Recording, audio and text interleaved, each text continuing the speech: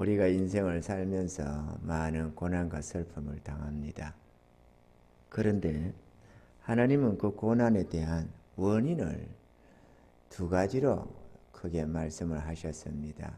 하나는 우리가 하나님을 떠났다는데 고통의 원인을 두고 있습니다. 할렐루야. 이 시대에 한번 생각해 보시면 마지막 시대가 되고 특히 어느 시대에나 고통이 없는 때가 어디 있겠어요. 어느 시대나 고통이 다 있었습니다. 전쟁으로 인한 고통, 큰 어떤 질병이나 큰 돌림병으로 인한 고통, 또는 이 기근으로 인한 고통, 강박한 관리들에 인한 고통, 미루 논할 것이 아마 논하기가 힘들 정도로 우리가 다양한 고통들이 어느 시대나 있어 왔습니다. 그런데 그럼에도 불구하고 이 자연적인 고통은 어쩔 수 없지만 인생을 힘들게 하는 것이 두 가지가 있는데 그 중에 하나는 하나님을 떠난 것이라고 성경은 분명하게 기록을 하고 있습니다. 예레미야 2장 13절에 보면은 내 백성이 두 가지 악을 행하였나니 곧 생수에 거는 데는 나를 버린 것과 스스로 웅덩이를 판 것인데 그것은 물을 젖추지 못할 터진 웅덩이니라. 생수에 거는 데는 하나님을 버린 것이 원인이다.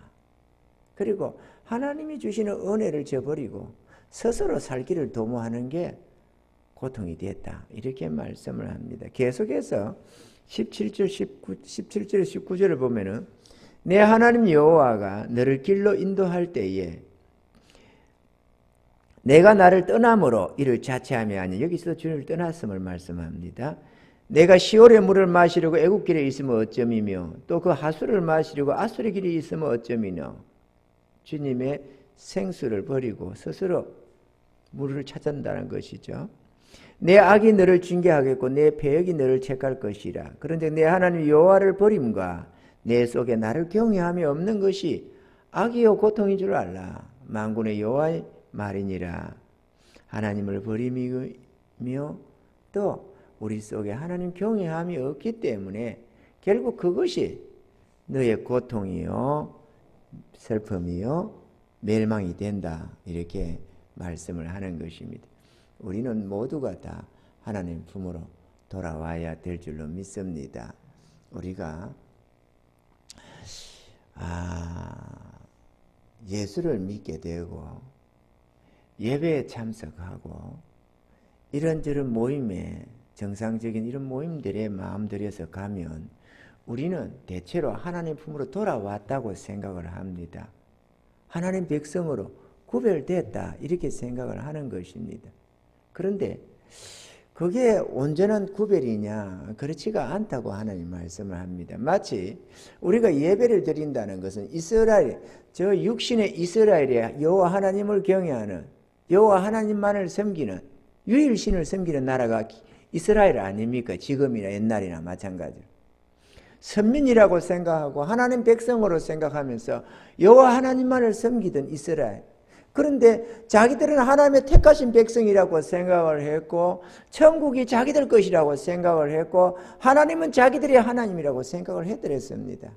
그런데 하나님은 그게 그렇지가 않다고 자꾸 말씀하시고 우리가 구약을 읽어보면 누구나 다 알 수 있듯이 그들의 대부분이 하나님의 버림을 받았다는 것을 성경은 잘 기록을 하고 있다는 것입니다.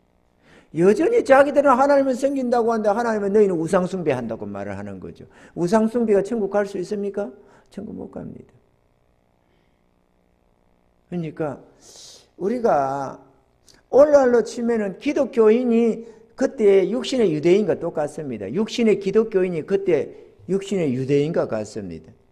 근데 영의 기독교인이 그때 영의 유대인과 똑같은 것이죠. 그러니까 겉으로 보이는 이 기독교가 아니고 오늘 낮 시간 말씀처럼 자신의 주의 것으로 들여서 주님을 믿고 따라가는 그들이 영적인 유대인이요 참된 그리스도인이라고 말씀을 하는 것입니다. 그때서야 우리가 하나님 품으로 돌아오는 것이 되죠. 우리가 하나님을 떠난 것이 죄요 고통이요 멸망이었다면 하나님 품으로 되돌아옴이어야만이 진정한 생명이 되는 것입니다. 생명이 하나님께로부터 떠난 것. 생명을 하나님을 생명으로 보고 마치 나무의 뿌리로 본다면은 뿌리에서 잘리면은 살아있는 것 같지만 죽은 나무고. 그죠? 뿌리에 붙어 있으면 그건 산 생명이 되는 것처럼 우리가 하나님과 단절되면 죄로 말미암아서 하나님과 우리 사이가 딱 단절돼 버려서 이렇게 돼 버리면은 우리는 죽은 생명이고 하나님 품으로 되돌아와서 주님과 딱 붙어서 접붙이 되면은 우리는 산 생명이 되는 것입니다. 그러니까 우리가 외적 유대인이 문제가 아니고 외적 기독교인이 문제가 아니고 자기 하나님 품으로 그래서 첫사람 아담처럼 하나님과 동행해 가던 그 모습으로 되돌아와야 된다는 것입니다. 하나님을 마음으로 즐거워하며 자기가 하나님을 경외함으로 순종하며 헌신하여 섬겨가는 하나님 백성으로 돌아옴이 있어야만 진정한 구원이라는 것이죠. 할렐루야. 돌아와야 될 줄로 믿습니다. 하나님께로 돌이키는 데는 결코 빠른 것이 없습니다. 깨닫는 그 순간에 즉시 내가 지금까지 내가 내 마음대로 살았구나 회개하면서 주님 품으로 돌아와야 될 줄로 믿습니다. 자, 이제 두 번째는 우리 마음의 정욕과 죄된 이 마음 때문에 고통이 됩니다. 그래서 오늘은 그 부분에 대해서 이렇게 성경에 말씀을 합니다. 하나님을 떠났다 어쩌다 너희가 죄로 말미암아 멸망했다 어쨌다 그 얘기를 하는 게 아니고 고통의 원인이 너희 마음에 있다라고 지금 말씀을 하는 것입니다. 내가 이것을 알라 말세에 고통하는 때가 이르리니 그때가 언제냐? 지금이 가장 절정기입니다. 절정기, 고통의 절정기 이 시대가 말이지. 라디오만 있어도 좀 괜찮았습니다. 흑백 TV만 있어 좀 나았어요. 칼라 TV 생기면서 또 화면이 대형으로 되고 이래가면서 비교의식이 생겼습니다. 그래서 막 누구나 다 잘 사는 거 보고 누리는 거 보고 이렇게 하다 보니까 마음에 큰 고통이 찾아왔습니다. 어느 때보다도 대중매체가 선동하고 해가지고 그 어느 시대하고 비교할 수 없는 고통의 때가 찾아왔습니다. 그래서 이제 그 고통의 원인들을 우리가 살피면 첫 번째 자기를 사랑함이라고 했습니다. 우리가 사랑해야 할 대상은 타인 아니겠어요? 그죠? 물론 우리 자신을 미워하라는 건 아닙니다. 우리 주님께서도 내 이웃을 내 몸같이 사랑해라. 그러니까 네가 너를 사랑하듯이 이웃도 사랑해라라고 말씀을 하는 것이죠. 그런데 이 자기 사랑을 하는 자는 남을 사랑할 수가 없습니다. 모든 것이 자기 중심으로 생각할 수밖에 없습니다.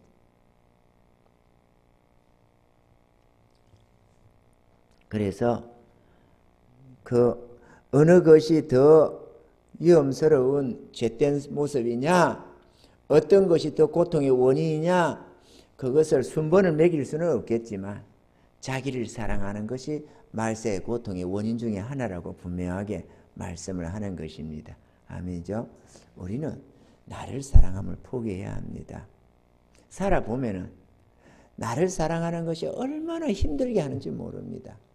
나를 향한 연민, 그것도 자기 사랑의 모습입니다. 나를 사랑하게 되면은 나도 힘들고 남도 힘들게 합니다. 끊임없이 내 중심이 돼서 생각을 하니까 남이 볼 때는 저 이기적이라고 자꾸 보이는 거죠. 근데 자기는 전혀 그렇게 생각이 안 되는 겁니다.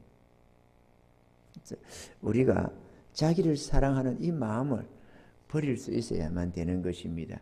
그래야 평안을 누리고 참으로 이 행복을 맛볼 수가 있습니다.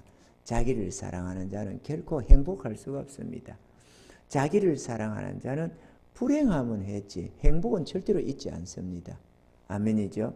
오늘 이 시대에 자기를 사랑하는 사람들 때문에 자기를 사랑하니까 모든 것을 자기 중심으로 생각하고 자기를 위해서 뭔가 요구를 하기 시작하는 것입니다. 모든 생각이 자기 중심. 그런 것을 볼 때 타인이 그 사람을 볼 때는 극한 이기주의다 이거죠. 그죠? 이기주의가 뭐예요? 자기 사랑하는 걸 보고 남이 말할 때 이기주의라고 그래요. 내 중심으로 생각하니까 다른 사람이 볼 때 저기 아주 이기적이야. 지만 생각한다. 그거 이기적이라고 하잖아요. 근데 자기가 자기를 사랑할 때는 내가 이기적이다 이렇게 생각하느냐 그거죠. 전혀 그렇게 생각 안 하죠.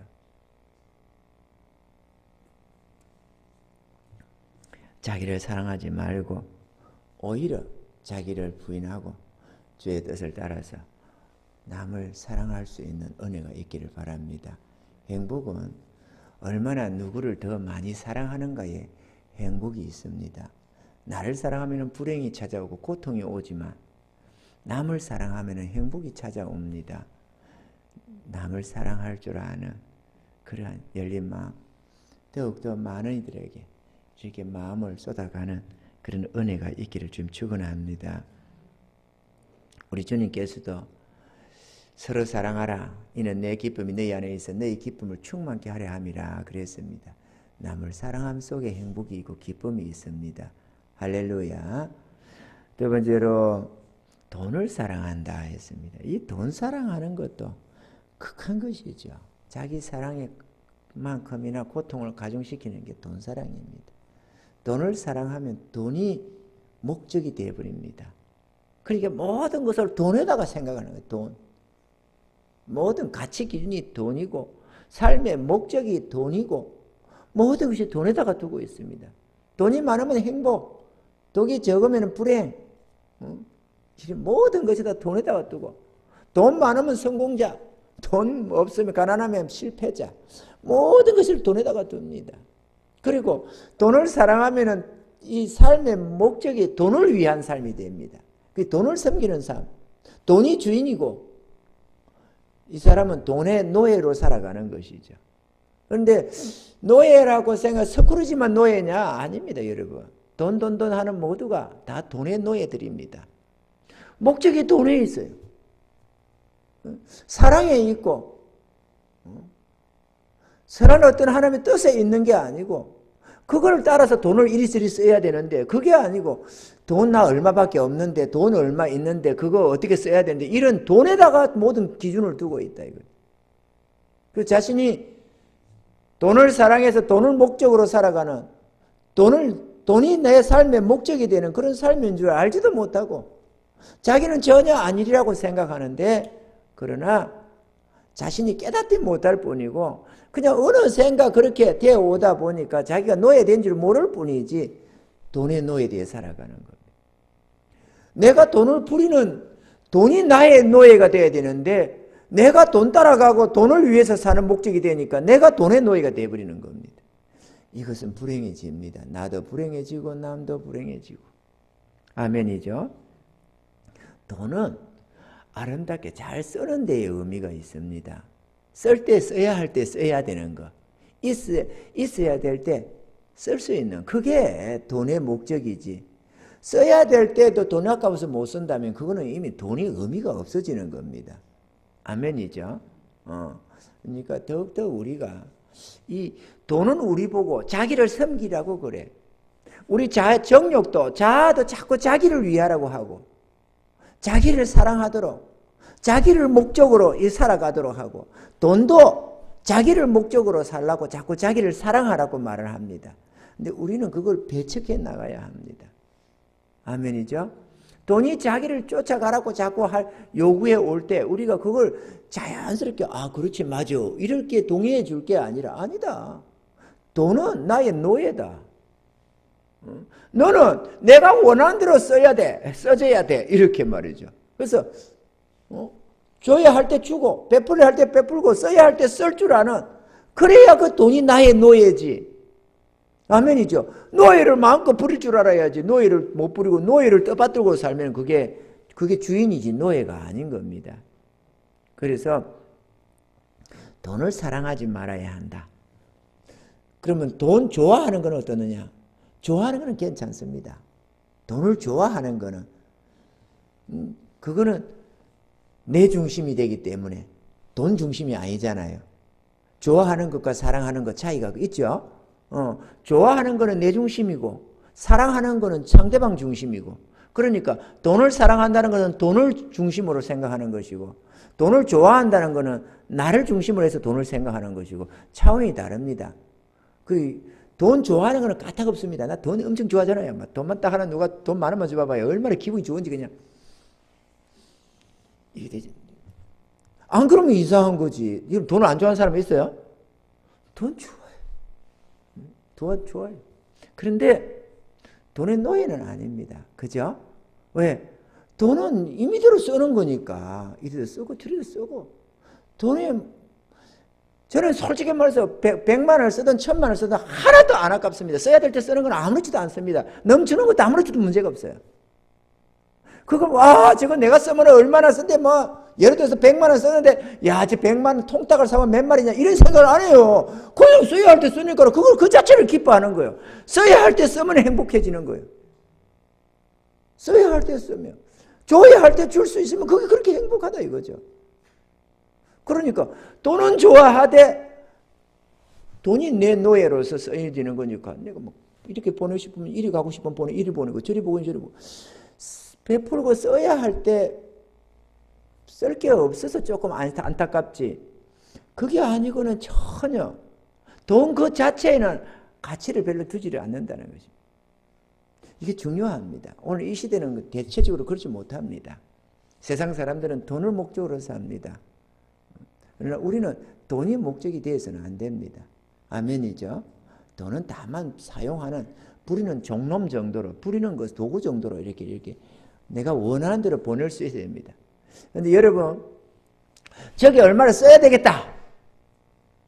돈이 있기는 있어.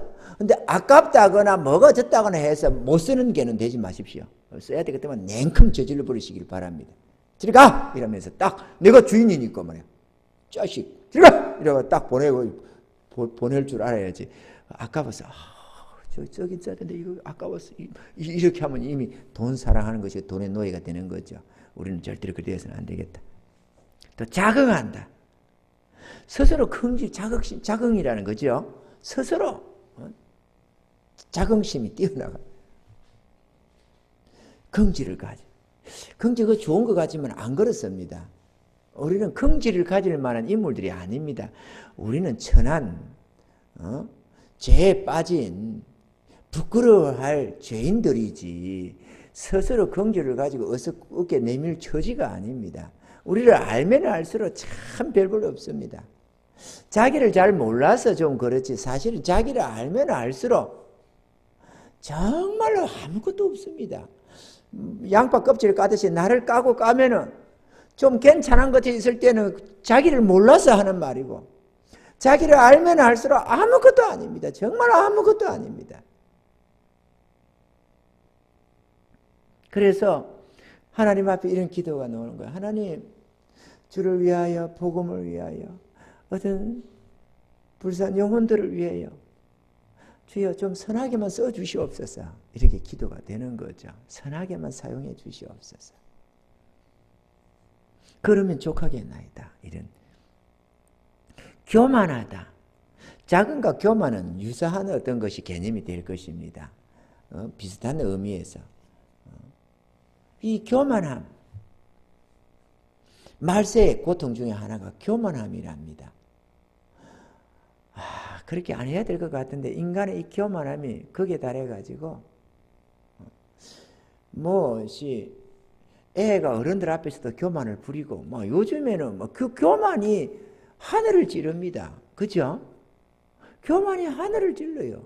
애들이 어른들 참 있을 수 없는 행동들을 하는 거예요.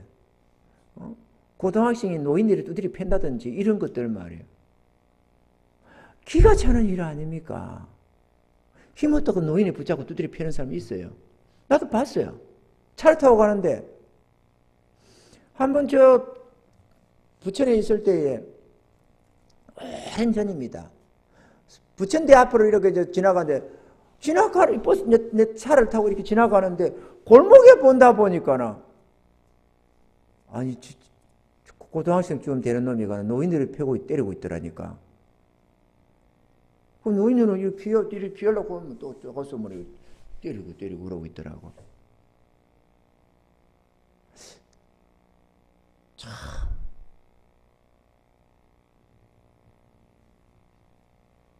근데 어디 그게 한둘이에요? 길거리 가다가도 할머니를 두드려 팼다든지 어쨌다든지 수시로 노는 얘기들 아닙니까?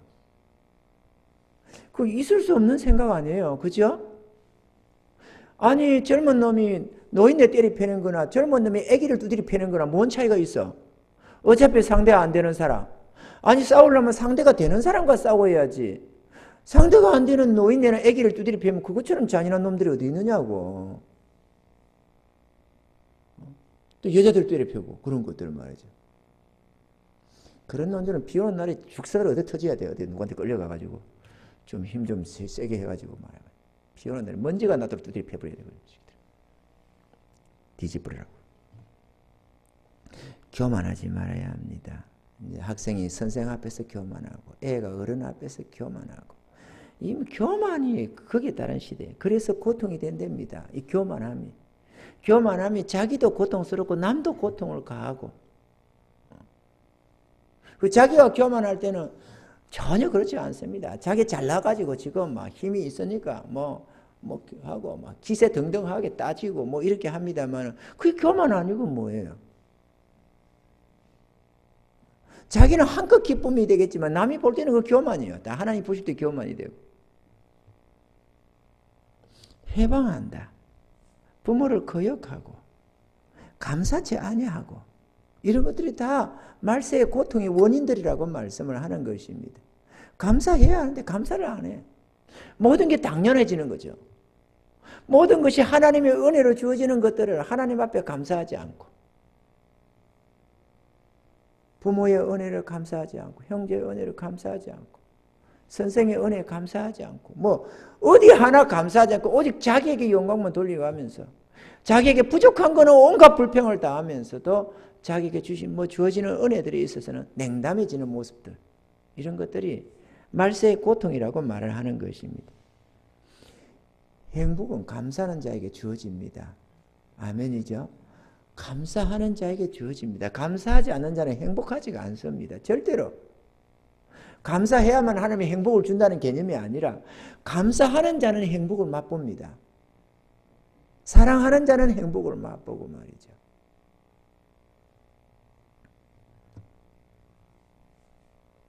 하나님이 인생을 저주한 것 중에 하나가 감사할 줄 모르는 것도 하나의 저주입니다. 감사하는 은혜가 있으셔서 조그마한 어떤 은혜들 앞에도 감사할 수 있는 그런 겸허한 마음들을 가질 수 있기를 좀 축원합니다. 또 거룩하지 아니하며 거룩해져야 되는데 전혀 또 무정함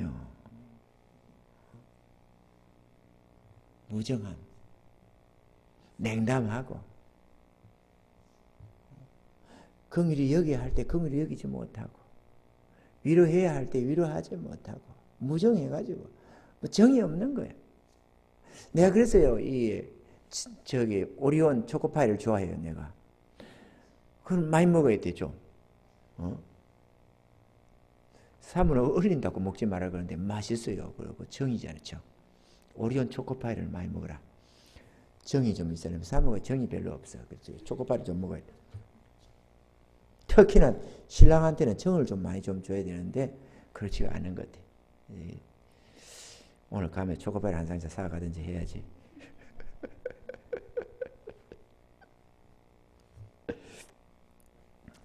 무정하면 안 됩니다. 그죠? 우리가 정을 가지고 마음을 좀 인간이 인간다워야지. 인간이 무슨 로봇도 아니고 신도 아니고 좀 사람이 사람다워야 되잖아요. 누가 울 때 같이 울고 누가 웃을 때 같이 웃고 누가 안타까울 때 같이 안타까워하고 누가 기뻐할 때 같이 기뻐하는 그런 게 돼야 되잖아요. 그게 사람 아니에요. 남이 우는데 말이야. 에휴, 이렇게 쳐다본다든지 남이 탄식하고 있을 때 도움이 되면 좋겠지만 도움이 안 되면 자기도 좀 탄식스러워야 되는데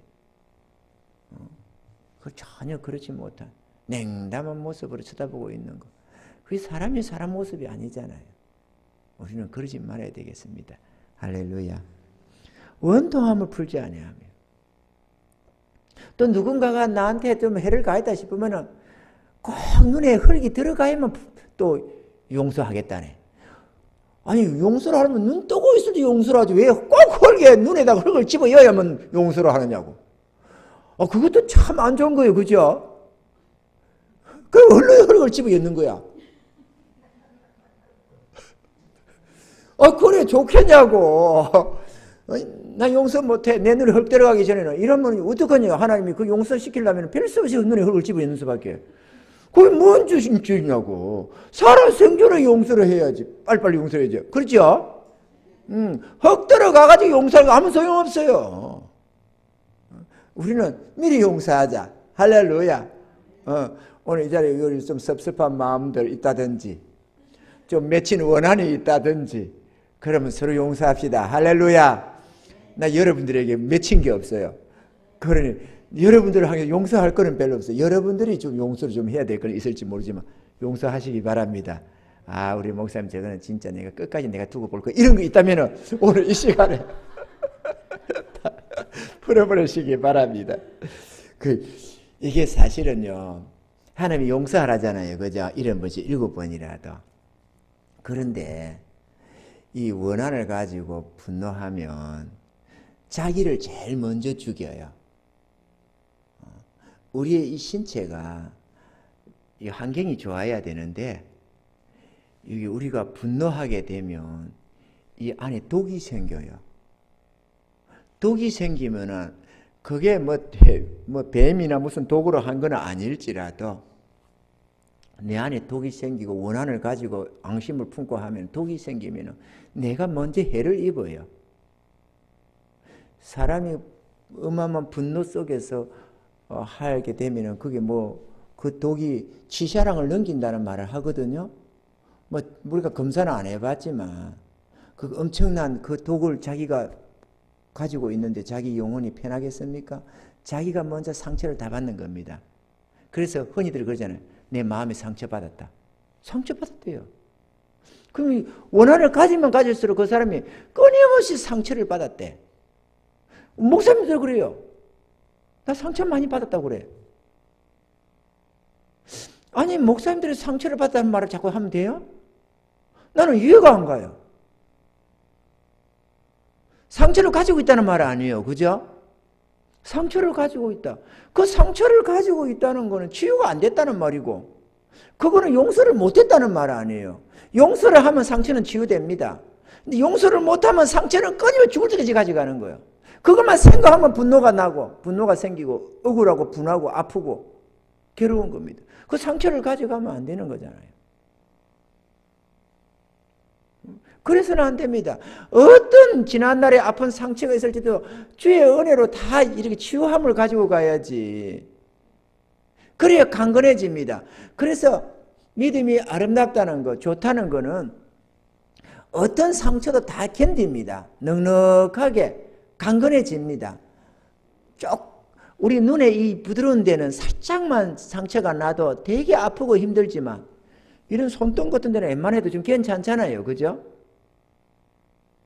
약할수록 사람이 상처를 크게 받습니다.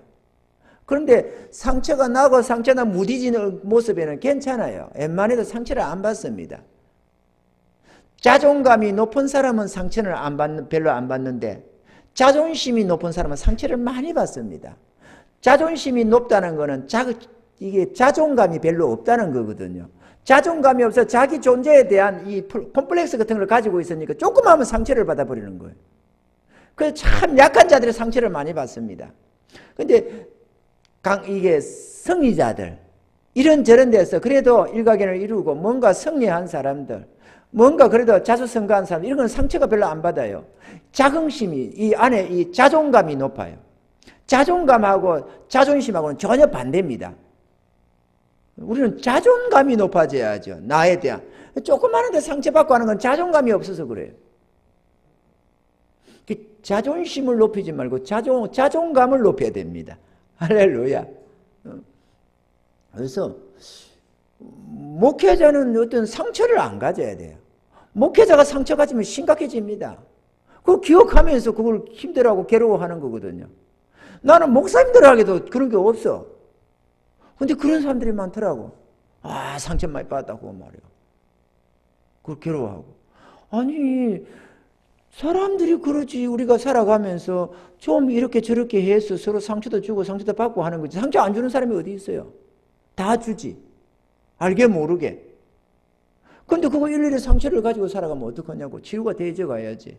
주의 은혜로 용서할 건 용서하고 용납할 건 용납하고 그렇게 해 나가면 상처가 없어요. 상처에 자국은 남을지는 모르지만 상처는 없어. 그것 때문에 아파하지는 않는다 그거죠.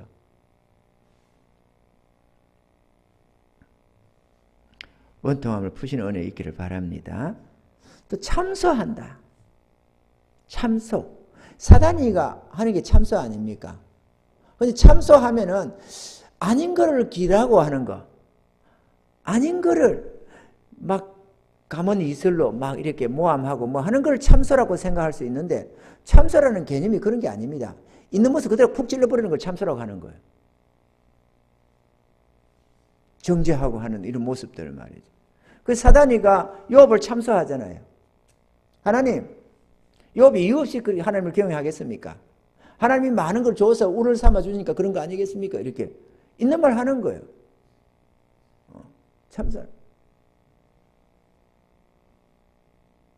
며느리가 시어머니한테 어머니 그런 게 싫어요. 나는 그런 게 싫어요. 이런 것들 말이에요. 이런 거. 입이 참소하는 입이 되는 거예요. 좀 못생겨더라 말이야. 좀 못생겼다. 이렇게, 좀 이쁘지는 않네. 이렇게 하고 뭐 넘어가야 되는데. 아이고, 그것도 인물이라고. 아이고, 나 같으면 죽는다, 죽어. 이게 참소하는 입 아니에요, 이런 거. 그죠? 그 참소하는 입이야.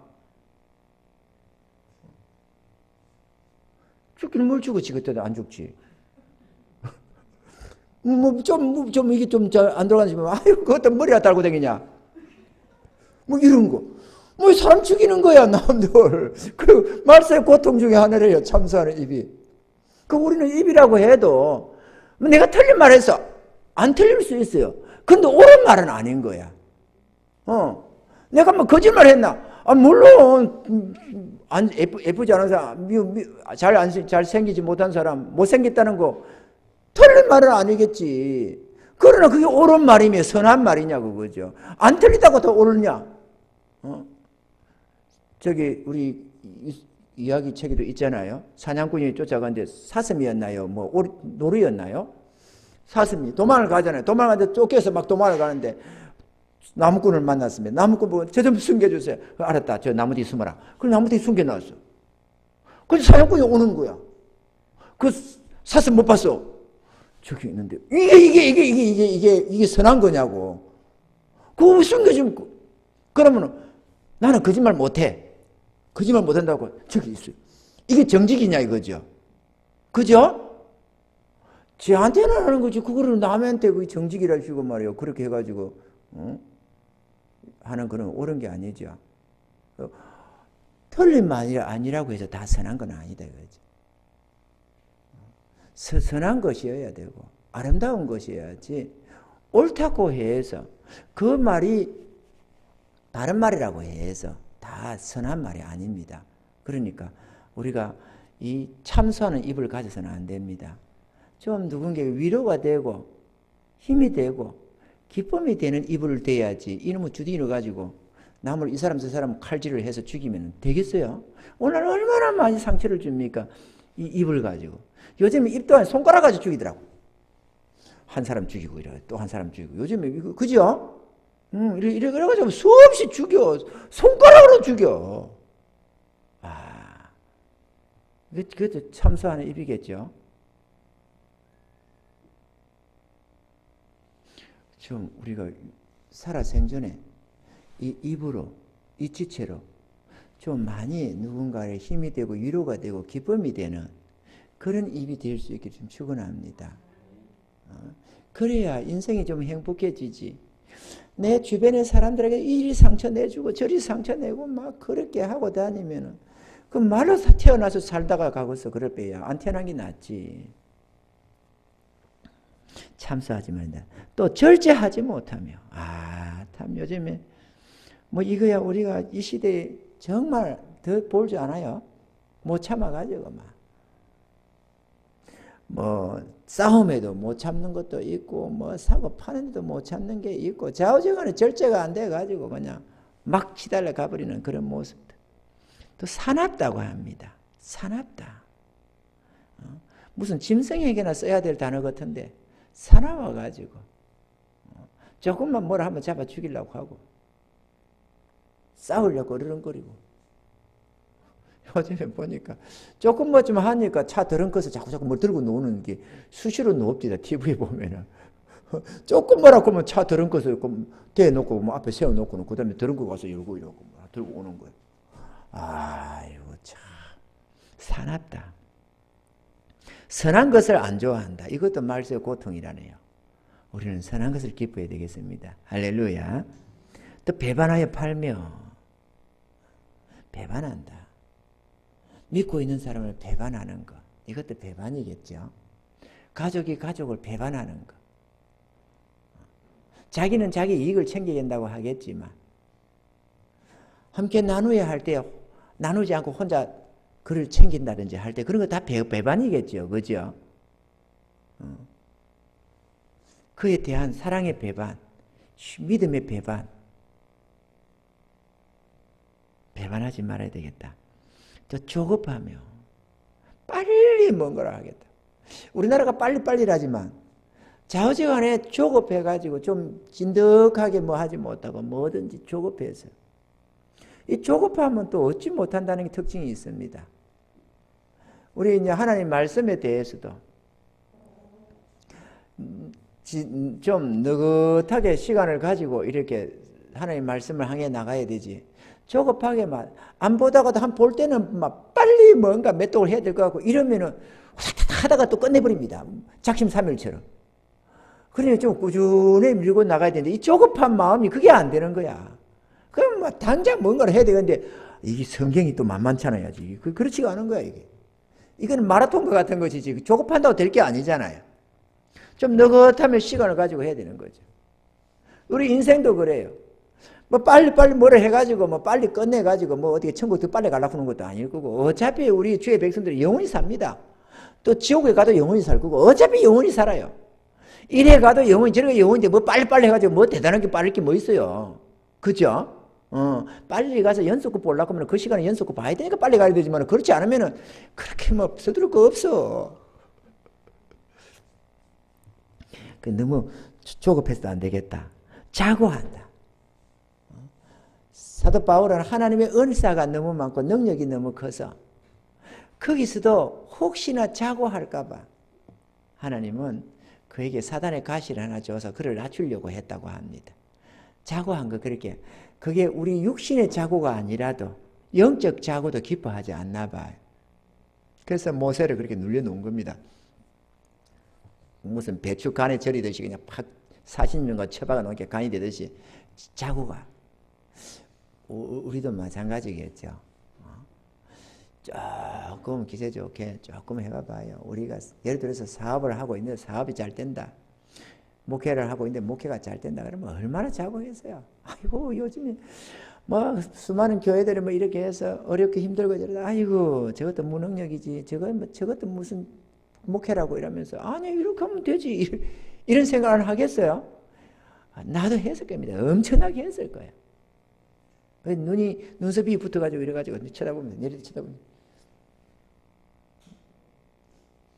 이렇게 지금까지 일하고 있다고도 내가 뒤에 하나님 나를 좀 쓰셔서 집회 다니게 되면은 열댓 명 앉았으면 아유 이런 데서 나를 불렀나 이러지 않겠어요?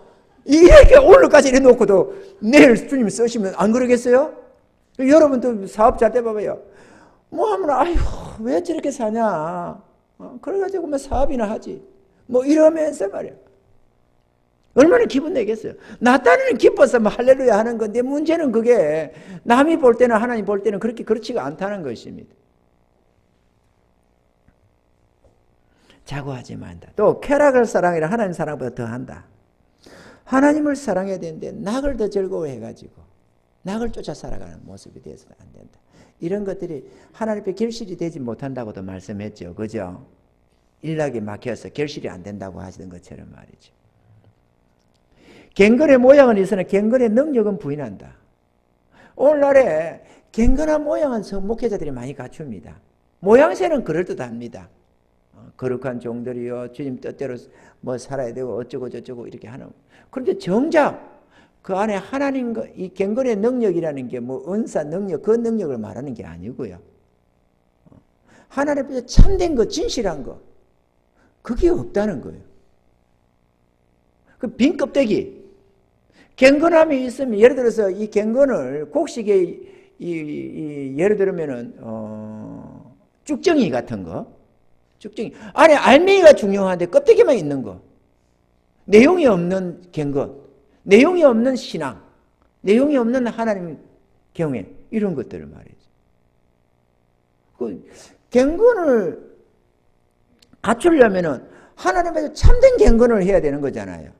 갱건이 그렇지가 않은 거죠.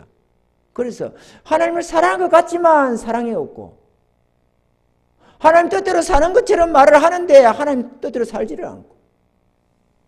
이요, 총회에서도 보면, 총회 모임에 보면은 자기들 입으로 성총회 그래요. 거룩한 총회다 이거지. 그럼 성총회라면 자기 정욕들을 내세우지 말아야 되잖아요. 그런데 정욕을 내세우는 사람들이 꼭 성총회라고 그래. 나는 성총회라는 말 안 써요, 잘. 그러면 총회로 모인 것이지. 정기총회면 정기총회. 근데 성총회. 그 모양새는 그렇다 하잖아요. 하나님 앞에서 우리가 총회를 한다 이거야. 성총회를 개최한다. 그러면 자기 고집, 자기 정욕 내세우지 말아야지. 근데 막 그냥 전혀 하나님은 안중에도 없고 하나님은 안 계신 것처럼 행동을 하는 사람들이 무지 많아요. 그러면서 입으로 왜 성총회라고 그러냐고.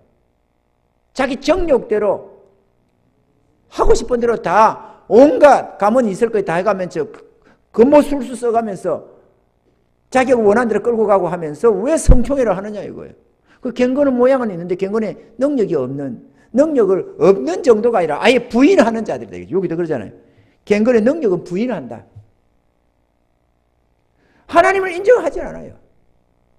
모양은 하나님 사랑이고 하나님 뜻대로고 하나님 중심인데 실제로는 하나님 뜻대로 사는 것을 원치를 안 해요. 이게 능력이 부인되는 거죠. 우리는 모양도 있어야 되지만 정작 중요한 것은 갱건의 능력입니다. 그죠? 주님 앞에서 함께 살아가는, 주님 뜻 가운데 살아가는, 그게 진짜 중요한 거죠. 그럼 하나님 사랑 앞에 살지도 못하면서 뭔가 하나님 뜻대로 사는 것처럼 말만 하면 하나님 뜻대로, 하나님 뜻대로. 말만 하면 하나님 중심. 전혀 형제사랑, 이웃사랑도 안 하는 사람이, 알지도 못하는 사람이 말만 하면 사랑. 그게 다 모양은 있는데 실제로 능력을 부인한 자들이 되는 것입니다.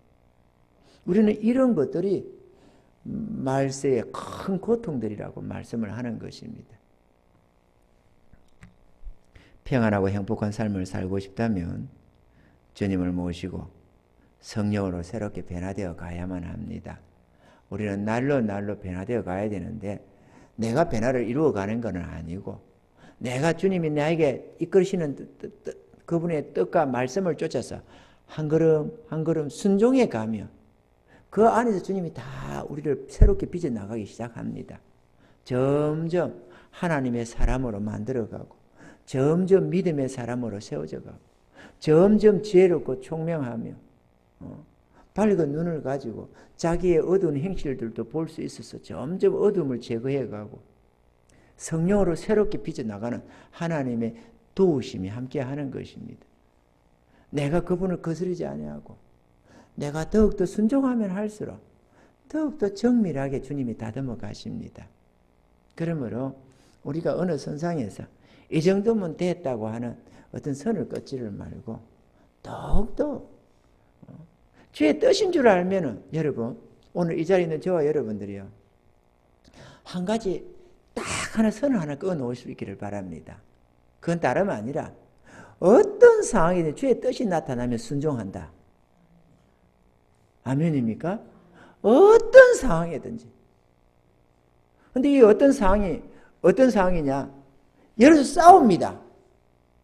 부부가 대판 싸우고 있는 중이야. 피 터지기 지금 싸우는 중. 서로 막 심령이 상해야 싸우고 있어. 그런데 그 중에 누군가 어떤 속에서 주의 뜻이 하나 나타났어. 싸우다가 주의 뜻에 순복하는 거 쉽지가 않습니다. 상대방이 말하는 그 말 속에 주의 뜻이 있을 때에 내가 지금 막 의견 대립을 이게 의지 대립을 싸우고 있는데 상대방에서 주의 뜻이 나타날 때 내가 그게 순복해야 되는 거잖아요. 그 사람에게 순종하는 것 같아요. 그 사람의 말, 그 사람의 주장에 순종하는 거잖아요. 문제는 그게 주의 뜻인 줄을 내가 알았어. 그게 주님이 기뻐하는 뜻이라는 거를. 그때 어떨 거냐 이거죠. 내가 지금 평화로울 때에 다 순종하지. 근데 정말로 싸우고 있는 중에 그에게서 하는 말이 그 안에 주의 음성이 있어. 주의 뜻이 있어요. 저거 맞아, 주의 뜻 맞아. 그러면 어쩔 거냐 그때. 나는 적시 돌았습니다. 단 몇 초를 안 넘깁니다. 그게 내 자존심이 왜 들어가요? 주님 뜻 앞에서. 사람을 대하는 게 아니야. 주님이 뜻이라는 말은 뭔 말인가 하면은 주님이 지금 그를 통해서 나에게 말하고 있는 중입니다. 그러면은 그 누구를 거스르고 그를 거스리면 누구를 거스르는 거냐고. 그 사람 말을 거스르는 게 아니에요. 그를 통해서 말씀하시는 주님이 지금 나에게 말씀하시는데 그거를 거스리고 있는 거예요. 성령의 음성을 거스르는 거야. 그 교만입니다, 여러분. 내가 교만하면 그게 안 되져요. 상대방 때문에 눈에 보이는 그 사람 때문에 내 자존심 상한다 싶어서 그게 굽히지를 못하는 거예요. 근데 그런 굽히는 거는 그 사람이 굽히는 게 문제가 아니에요. 주님의 뜻에 굽히는 거지. 내가 내 주님을 높이는 거지. 아멘이죠? 그거 선언을 끊어놓을 필요가 있습니다. 사람이 내가 그렇게 하기로 결심을 딱 굳혀놓고 나면은 그 상황이 닥쳤을 때 생각이 나요. 아, 그래. 내가 그래야지. 최소한도 내 앞에 나에게 말씀하시는 주님의 뜻에는 복종한다. 그게 어떤 상황인지. 그가 부부지간이 아니라 원수가 나한테 하는 중이라도 나는 그게 주의 뜻이라면 순종한다. 그거는 갖추고 있어요. 기본을 갖추고 있어야 돼. 그거 하나만 갖춰도 우리가 살아가면서 하나님 앞에 은혜 입을 일이 참 많습니다. 근데 주의 뜻인 줄 알면서도 거스리는 거는 주님을 거역하는 죄가 되어버립니다. 그 사람을 이기는 게 아니고 그 사람의 복종의 문제, 그게 문제가 아니고 주님의 뜻에. 그래서 우리는 그런 선 하나씩 이렇게 이렇게 살아가면서 하면서 획을 꺼놓는 거, 그거 참 중요하다고 생각합니다. 저는 그렇게 살아옵니다. 주의 뜻인 줄만 알면 무조건 복종하겠노라고.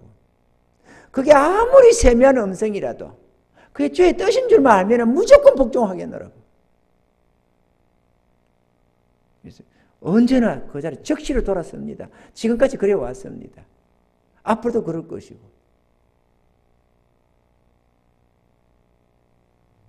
예를 들어서 내가 여러분을 책망하고 있습니다. 뭔가 질책을 해요. 목회자로서. 제 종으로. 아니 이렇게 해서 되겠느냐 이렇게 책망을 하고 있는데 제가 무슨 답변 속에 무슨 말을 한마디 하는데 그 말 속에 주의 뜻이 있어. 그럼 어찌해야 되느냐 이거죠. 지금 내가 지금 목회자로서 뭐를 하더라도 내 목회자의 권위가 중요합니까? 주의 뜻이 중요하지? 그럼 그 적시로 받아들여야 돼. 아멘, 맞다. 맞네요. 아멘. 지금까지 내 생각을 확 엎어버려야 되는 거죠. 주의 그 뜻에 복종시켜야 되는 겁니다. 그게 충성입니다. 마음으로 주님을 모시고 살아가는, 주님을 언제나 높이는, 그가 주님을 높이는 자예요. 그래서 우리가 일생을 살아가는 동안에 주의 뜻이면 그게 누구랑 막 싸우든 뭐를 하든 어떤 상황에서 어떤 주장을 펼든 중이든 간에 주의 뜻이 나타나면 무조건 복종한다는 거. 그거 하나는 딱 선언을 꺼놓으셔서 일평생 주의 뜻을 거역하는 죄를 짓지 마시기 바랍니다. 좀 거역했다고 제대가 지옥 간다 어쨌다는 개념은 아니겠지만 내가 주님을 높여야 되지. 누가 주님을 높이겠어요? 주의 영광, 주의 영광 말은 이렇게 하면서 정작 내가 주님을 무시하고 멸시했어야 되겠어요? 내가 주님을 높여야지. 주의 뜻을 모를 때야 내가 막 고집도 부리고 주장도 하고 엇발도 나고 할 수 있지만 주의 뜻이 나타나는 걸 알면서도 내가 그걸 주의 뜻인 줄 알면서도 거역하는 거는 그게 뭐게 되겠냐고, 그죠? 그래서는 안 됩니다. 아멘이죠?